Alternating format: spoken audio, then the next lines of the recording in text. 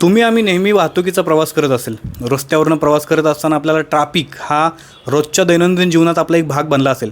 परंतु अशी गोष्ट तुम्ही कधी ऐकली आहे का, की 40 तास ट्रॅफिक लागले आणि त्या ट्रॅफिकमध्ये दुर्दैवाने 3 जणांचा मृत्यू झाला आहे आणि संबंधित जी संस्था होती त्या संस्थेवरती ज्यावेळेला सगळ्यांनी बोट दाखवलं त्यावेळेला त्या संस्थेने प्रवास करणाऱ्या नागरिकांवरती बोट दाखवून त्यांचा दोष दाखवला.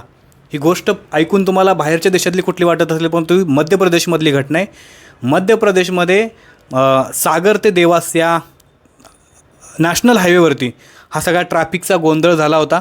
जवळजवळ 40 तास हा ट्रॅफिक सुरू होता आणि 4 ते 5 हजार गाड्या या ट्रॅफिकमध्ये अडकल्या होत्या. याच ट्रॅफिकमध्ये 3 जणांचा दुर्दैवी मृत्यू झाला आहे.